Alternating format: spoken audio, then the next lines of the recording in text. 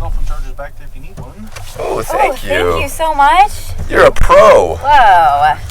What a blessing. Wow, one for both of us. How's your day going? Not too bad. Any drunkards yet from the St. Patty's? So far, not yet. I'm hoping somebody gets me out of the city before. Yeah, that's the goal. I'm sure that'll happen eventually. How many? You only get 2 kind of like send me to this direction trips, right, each day? During the day, you're absolutely right. Yeah, I didn't usually even know say that. those for like going home. To go home and to go to the city is why people do it. Yeah. Well, that's smart. Yeah. It used to not be but like in this, if you're in Chicago, it'll do this thing where you say, hey, I'm going north, and they say like, no, you're in a busy area or you're in the city. Like they won't actually do it in Chicago. Oh. That's interesting. So they deny you basically? They go, no, we can't calculate it. Don't worry The about 2 it. facing the. And then especially days like today, like they wouldn't, because it's just too busy. Yeah. It's a big day for Uber. Yeah. Oh, yeah. Uber, bars, and liquor shops. Yeah, that's why like we need I guess 420, but like we need a weed day instead of a drinking. Are you mad? There's what? Like we need a weed day. You know what I mean? Like there's a drinking St. Patrick's Day, but where's the weed version of that? Oh, yeah. I mean, we have 420, but, you know. Yeah, we're Every day is weed day for us. Yeah. We're not big drinkers at all. I actually don't drink at all. I'm what's called California sober. I don't drink, but I smoke weed and take shrooms. Me too. There we go. Well, not shrooms yet, but hopefully We're gonna soon. get you there, babe. We'll get you there. I like his attitude. I haven't Yeah. I haven't drank in 12 years, Oh, nice. but smoke every day. Yeah. Yeah. That's what I love. It's no calories, no hangover, like. And you're not gonna no one smokes too much and gets violent. Yeah, if you talk to like in Vegas when they made weed a thing, all the people that work there are like, this is great. Like the people aren't hammered, they're not belligerent. Yeah. They're just really stoned, which means you can take more money from them. Yeah. It's true. Yeah. It's ethically okay. Yeah. Yeah. it's No all one's like sloppy if you're too high.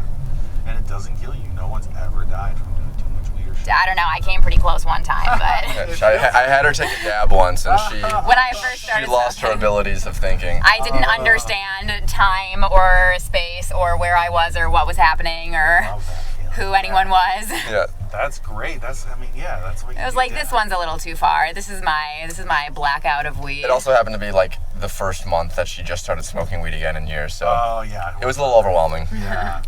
I had that 'cause I stopped smoking weed for a while, and I was in California when it went legal, and I was like, I'll start smoking there. And the California weed is the best weed on earth. Oh Yeah. yeah, I lived in LA for 4 years before I moved here. This is a 323 phone number. I'll never give it up. And so like it's like that. And so I started smoking. I remember like me and my girlfriend at the time, like we drove somewhere like to go get food, and we like smoked, and I was like, we'll hang out, we'll eat, and like we ate, and I was like, I'm lazy when I drive still. Like I cannot function. I'm like half a joint. And by the way, no judgment here, but do you like smoke during your shifts? No, I actually don't. I don't, and it's not like I actually like driving high. I really enjoy it as a process, but I don't smoke when I drive. Look at that, Buzz Bakery. Oh, nice. Oh wait, no, I guess it's closed. There's another one. There's 2 other ones that are. We live next to Wake and Bake. Yeah, Wake and Bake is Yeah. one. Yeah, and then there's another one, and they're like another one in I think what's it called, Wicker Park. Okay, yeah. Yeah, there's one going up Love there it. too. Yeah, I can't. Oh wait, drive what was your high at reasoning? all. You just don't drive high because. Well, for 2 reasons. One is like I just in case, however people are. Right. And I actually do this. I'm a comedian. What? Really? Where do you perform? So all over the city. I also have a show called Getting in Cars with Strangers where I talk to people while I drive around. I don't want to be like super high while I'm having this conversation. That's What? incredible. Wait, we wanna What? be on Yeah, this? we want to be on it. Well, it's on YouTube. It's called Getting in Cars with Strangers. It's at Getting in Cars with Strangers. Wait, what's your handle on Instagram? Also, Getting in Cars W Strangers on Instagram. Getting in Cars with Strangers. John. That's me. So I've got a whopping 30 subscribers on YouTube. So I'm basically about to pop. There we go. There we go. Hey, everyone I love starts the somewhere. No, dude, Yeah. even if you don't pop, the fact that you find joy in the content is all that matters. Also, That's everyone has to start with no one. Every person starts with no one. Yeah, and so I that's exactly it. I love driving. I love having conversations. So it just merged. I was driving for Uber in like 2018 in the Bay Area in California because I needed the money. And I was like, I'm loving this so much. like I just want to do this. So I work in tech 9 to 5, but like this is like my hobby, what I do for fun. That's amazing. I like this more than stand-up comedy. Wait, so who's the best passenger you've ever had? Like, just the greatest car experience? Oh, that's so interesting. What is, and I'll tell you, the ones I like are the ones that like I just spend an hour talking about stuff. Yeah. And so the funnest ones, I don't remember. A lot of them make it onto the show, and like I'll remember those. So there's a bunch that are coming where like I talk philosophy, I talk religion, I talk politics, and we talk about all these things and just kind of go everywhere. There was one that I put up, I think 2 months ago, no, like 8 weeks ago, 6 weeks ago, where it was like that. It was just a conversation that just went a million different directions. Those are the best. Yeah, and that's just what I love. At the end, you're just like, hey, I have this channel. Are you okay with me like having it online? Exactly, and that's what I good. tell them, and I show them. I go like, you're all blurred out because that's what I do. I blur the faces. You have no idea who anybody is. That's awesome. What are your favorite topics to talk about with strangers? Anything. That's really the type of person I am. I just spend all day like reading stuff on the I have a internet. question for you. Yeah. Bit of a sore topic to most. Okay. What is your where's your heart right now when it comes to what's going on in the Middle East? Oh, like in Palestine? Or, Yeah. Oh, yeah. Okay. So I'll preface with, and this is great because I've had this conversation, but my microphone didn't work last time, so it was like came unplugged. But I am Native. I'm staunchly with whoever's being oppressed. It doesn't matter like how it worked out. Like the people in Palestine are being oppressed by the Israeli government. They were told, like, we're going to not bomb this area. This is a safe zone. Go to the safe zone. And then they started bombing it. That is what the Israeli government did. So, to me, that's unethical. That's wrong. Sure. As a person, I'm just like, I'm very much we're all humans. We're all citizens of planet Earth. I don't believe in any governments. I don't believe there should be any governments. Interesting. Bodies. These borders, like, don't exist. Again, I'm Native. My family's from Mexico. But a bunch of white people crossed an ocean, created fake borders, and then called us immigrants.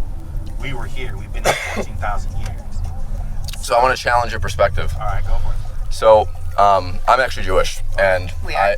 we both are. And the topic is so tough for us because there's so much misinformation that is being put out on both ends, right? It's not a one-sided thing. It's across the board. And the interesting thing that you bring up nativeness and nativity, if that's even a word, I just made that up. But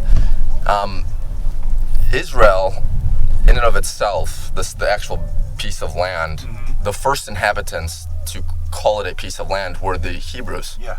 They were the absolutely. Jews. Yeah. So it's an interesting discussion. Who then that continually were who are the natives, right? Who becomes fought and kicked out of the... So like the question is like if right now the Native Americans decided and they had the ability to take back the land of America. Sure. Would you be in support of that?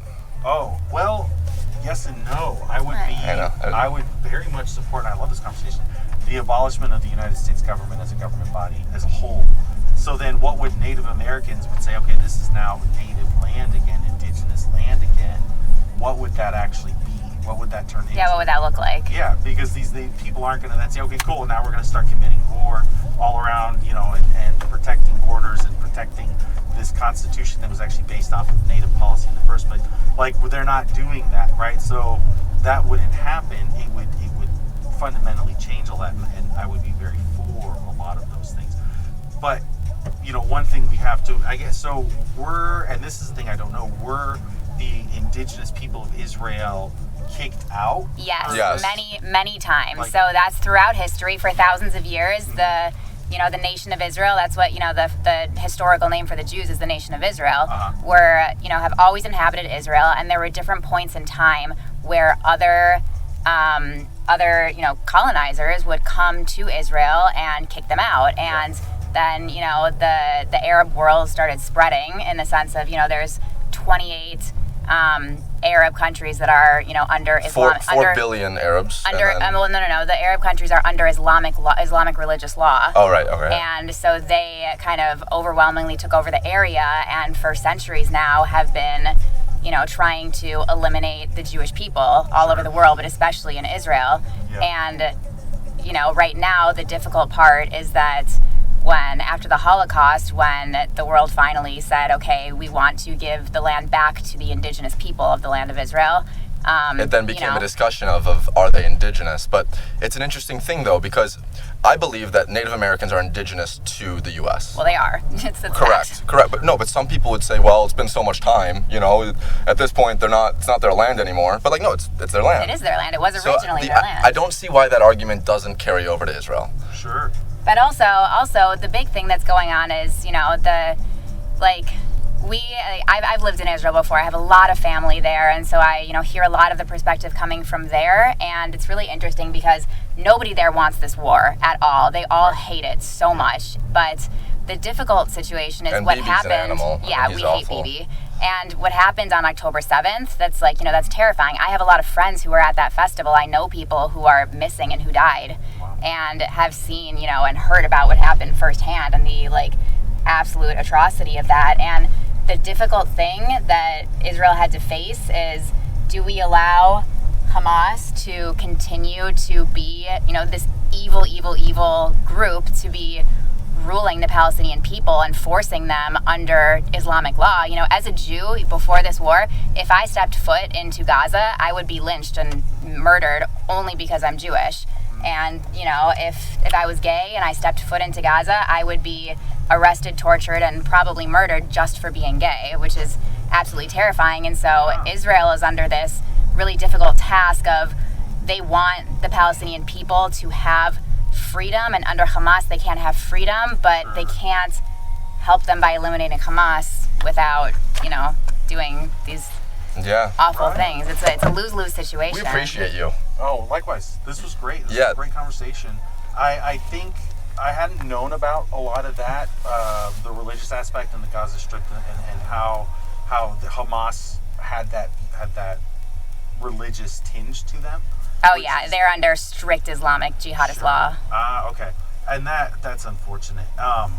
And that is a big thing. And this is where it's looking into okay, how much of that is what's happening? This is, I think, America justified a lot of atrocity in saying we're fighting terrorists, but how many innocents were killed for that? Yeah, exactly. It's and an interesting that's thing. the lose-lose situation. Is Interesting that the Palestinian people, I think, at least I hope that everyone can agree, deserve to have freedom and opportunity that they don't have. That when Israel pulled out of Gaza completely in 2005, and it was when they stopped occupying and gave them this beautiful piece of land that Hamas just destroyed. Anywho, thank you. We're gonna check out your channel. Oh, I appreciate it. We appreciate you. There's a lot of cool. We love talking to people who have different perspectives too. Thank you.